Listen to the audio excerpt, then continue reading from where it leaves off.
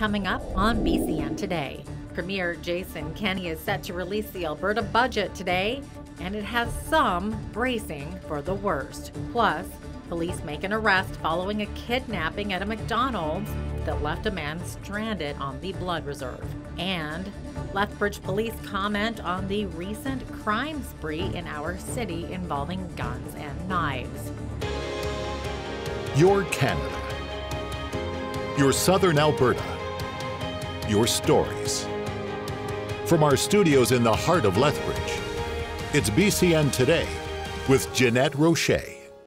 Hello, and thanks for joining us on this Thursday. It is Budget Day in Alberta, and this first budget under Premier Jason Kenney's government is expected to cut program spending by nearly 3%. But Kenney assures there will be no cuts to health and education funding in this first round. He went on TV last night and told Albertans the cuts are necessary to end a run of deficits and spiraling debt. He says the overall size of the government will be reduced mainly through attrition, some inefficient programs will be scrapped, and some capital projects will be postponed or scaled back. Alberta's debt is approaching $60 billion. Meanwhile, Canadians for Tax Fairness is warning that public service cuts expected in today's UCP's budget will be used to bolster profits for large foreign-owned corporations and do little to create jobs and investments in the province.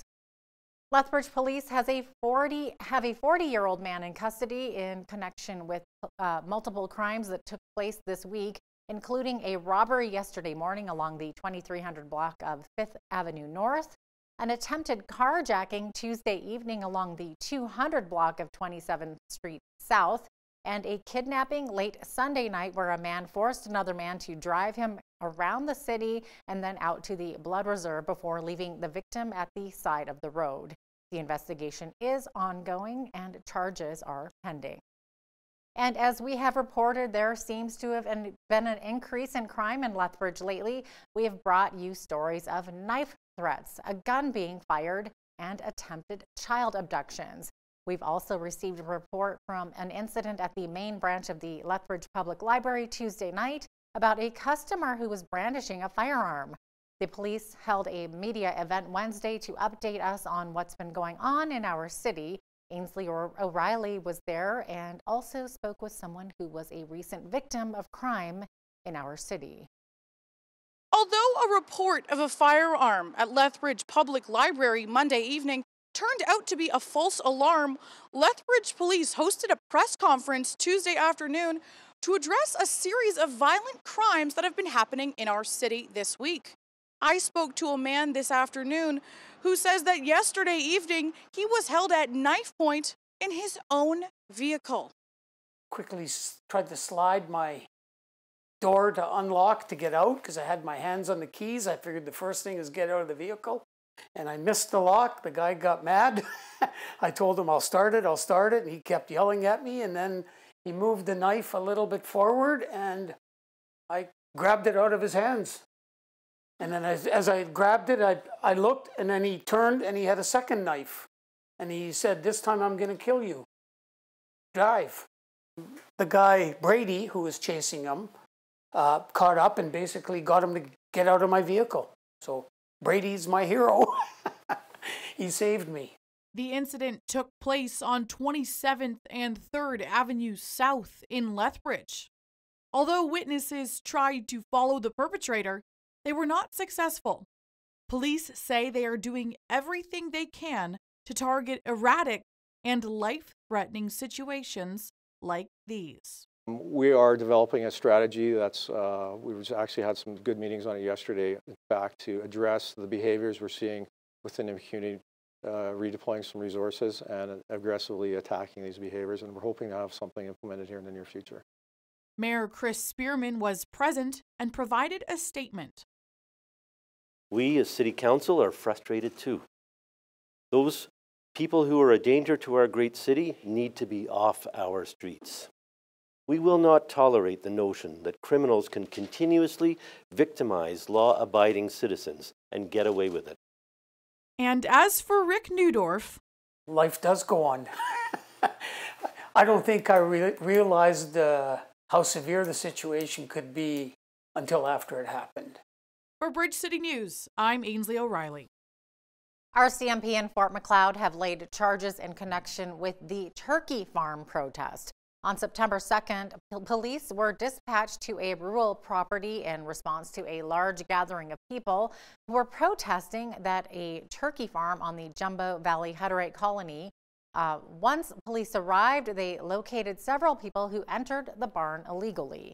46-year-old Maxwell Ma from Edmonton, 28-year-old Claire Buchanan from Calgary, 24-year-old Heidi Herbert from Pincher Creek, and a 16-year-old Calgary girl have all been charged with one count of break and enter to commit mischief. All four have been released from custody and will be in court in Fort Macleod on November 15th. Meanwhile, at least 25 animal activists were holding signs outside the legislature on Wednesday, hoping to get the attention of Jason Kenney. One activist named Sarah Barnes said in a press release, quote, "If what people are doing to animals is okay, then why is it a crime to show what's happening? Why is it not a crime to abuse these animals, and why are we protecting animal abuse?" End quote. The group is protesting the unacceptable living conditions of overcrowding and the physical abuse they've captured on videotape while trespassing at the turkey farm. The Alberta Crown is seeking a lifetime ban on owning dogs for a woman who pleaded guilty to charges under the province's Animal Protection Act. April Irving had about 200 dogs seized from her Milk River property in December 2014 and January 2015. Her time served in jail with pre-trial credit at about 5 months could act as payment because she can't afford to pay the $17,000 in fines that the Crown is seeking. But Alberta law does not include jail time as a penalty for such cases. The judge has reserved his decision, and a date for sentencing is set to be in December. 3 Lethbridge residents recently returned from a 2-week deployment with a disaster response organization to help with recovery efforts in the Bahamas following Hurricane Dorian. BCN's Loris Alexander spoke with them about their experiences. There are vehicles overturned, houses ripped apart, roofs gone, twisted metal. It looked like bombs had gone off. The chilling description of the scene of destruction, which greeted 3 Lethbridge disaster relief volunteers in the Bahamas following Hurricane Dorian last month. We did some training before we went down, and the individual skill level here does prepare you to some degree, but when you're standing in such an affected, disaster-ridden area, you still look around and you take pause about how much people are going to have to do to reclaim their lives and to rebuild their lives. It'll take generations probably for these people. Dorian was the most intense tropical cyclone on record to strike the Bahamas and cause catastrophic damage in early September, with at least 61 people killed and hundreds still missing. What struck me is so quiet. There was no one on the road. The roads were torn up, but there was no one on the roads. There was the utter devastation. It's kind of like apocalyptic meets Wild West. That's really what it looked like. And the smell of rot, the smell of decay, the smell of mold, the smell of, well, the smell of a death of a life, I would say, of lives. Another volunteer, Eric Foster, says it was difficult to take in the scale of the tragedy they were dealing with. Now back in Lethbridge, Foster says it's necessary to put his emotions to one side. It was surreal. Words can't really describe what we saw. No matter where you look, there was damage to some degree, whether it was a roof being ripped off or a second floor being completely gone or an entire buildings being gone. Areas that we were in, the storm surge ranged from probably around 7 feet to about 25 feet. We heard waves about 40 feet. Wind meters were broken on the island, approaching 300 miles an hour. So it's real hard to describe, but it's destruction no matter where you look. For Bridge City News, I'm Loris Alexander. Thank you, Loris. Police in the United Kingdom have launched a murder investigation after 39 people were found dead in a truck container. One of the victims was a teenager in what is suspected as a human trafficking ring. Police say the Bulgaria registered vehicle had entered the UK through a Welsh port over the weekend. Chinese embassy staff in the UK are now aiding in the investigation. All 31 men and 8 women were Chinese citizens. It's one of Britain's deadliest cases of human smuggling. The 25-year-old truck driver, who is from Northern Ireland, is being questioned on suspicion of attempted murder, but has not been charged. A newly re-elected Justin Trudeau says Canadians want him to fight climate change, but building an oil pipeline remains a priority. On Wednesday, he addressed Monday night's election results. I think many of us regret the tone and the divisiveness and the disinformation that were all too present features of this past election campaign. I think Canadians expect us to work together, to listen to each other, to figure out a way to move forward that isn't as divisive and challenging as this election was. I think there were a lot of issues that weren't properly addressed. I think there were big substantive ideas that weren't fully debated in this election campaign, and I regret that, and I recognize that much of this campaign tended to be around me, and I do hold a bit of responsibility for that.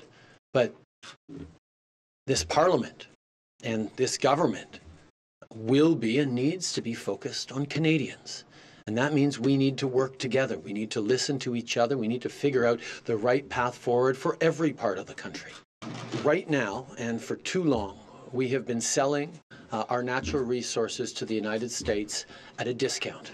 And that doesn't serve anyone. It certainly doesn't serve the transition and the investments in clean energy and fighting climate change that take resources and take money to be able to do.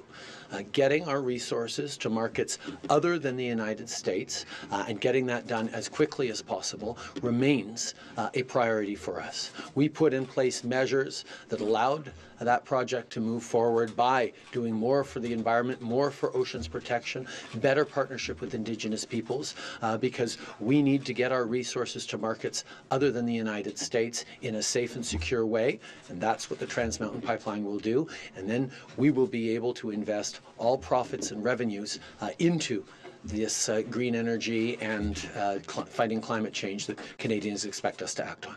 It's been felt especially in the West. In the past, you said that Western alienation was just made up by politicians. Do you still believe that today? I have been very, very clear in telling Canadians from coast to coast to coast that we need to recognize that Albertans and people in Saskatchewan have faced very difficult years over these past few years because of global commodity prices, because of challenges that they're facing that, for a long time they weren't able to get their resources to markets other than the United States.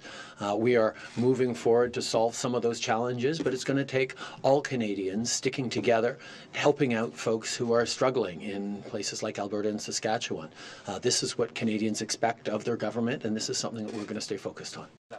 Premier Jason Kenney and Saskatchewan Premier Scott Moe say Trudeau's support for the West should be more than just lip service, or there will be lasting damage to unity in Canada. The Liberals failed to win any seats in either Saskatchewan or Alberta. Premier Moe says Trudeau should cancel the carbon tax, rework equalization, and get oil pipelines to open up to international markets. One of our political contributors, Brian Lilly, says the feelings of Western alienation and separation are being heard in central Canada. The voices are not just coming from Alberta, but from Saskatchewan as well. Saskatchewan Premier Scott Moe says there's a prairie fire burning that Trudeau needs to put out. And in his letter says, I've given you the fire extinguisher. Look after our concerns. But I'm not sure that the people in power will get that. And I'm definitely convinced that the coalition partners that Justin Trudeau is going to have to look for will not get that. They believe no more pipelines, leave the oil in the ground.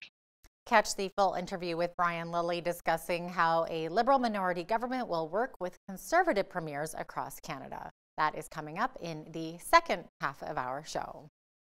Federal Conservative leader Andrew Scheer says he hears the struggles the prairie provinces are going through, and he will bring those concerns to Prime Minister Justin Trudeau in Ottawa.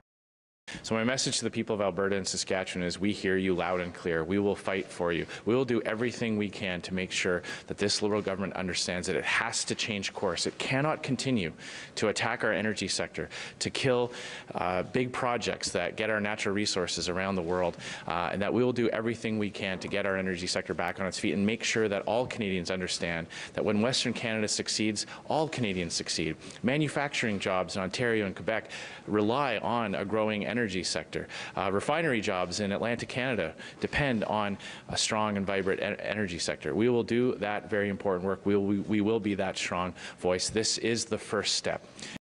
A new member of parliament from New Brunswick who once stated she wanted to become prime minister says she's not looking to lead her party, at least not yet. Jenica Atwin pulled out a historic win on Monday, becoming the first Green MP east of BC. She says she's looking forward to learning as much as she can from Green Party leader Elizabeth May.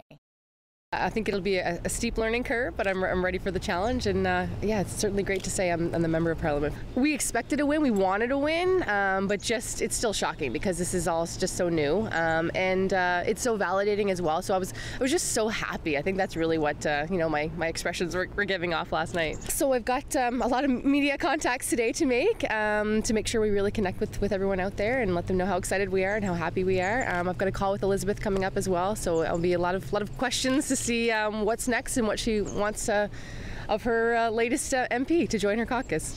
And closer to home, there is good news for those who use Whoop Up Drive. The city says by the end of day Saturday, crews are expected to finish up bridge coating. Contractors will reduce westbound Whoop Up Drive to one lane to remove the construction barriers. On Friday night, eastbound traffic will be reduced to one lane as well to remove barriers. Each year, communities across the country recognize the third week of October as Waste Reduction Week. Environment Lethbridge honors those who have had a big impact to improve both our environment and community. These people are known as green superheroes. This year we had some great both businesses and individuals who've been recognized. Including a young woman named Sydney, who helped organize the climate strike at the end of September. And so she's a high school student. She took that on all on her own to organize that. So that was really great. We also have businesses like Park Place Mall, which do a lot of sustainability, both in their day-to-day operations, but also when they're doing renovations and things like that. They're very conscious about reducing their waste and diverting everything they can. The City of Lethbridge encourages everyone to participate in events and take time to consider new waste reduction strategies in their everyday lives. A mix of sun and cloud this morning with a high of 14 degrees today, but we could see some wind gusts of 50 to 70 kilometers per hour. Complete weather details are coming up after the break.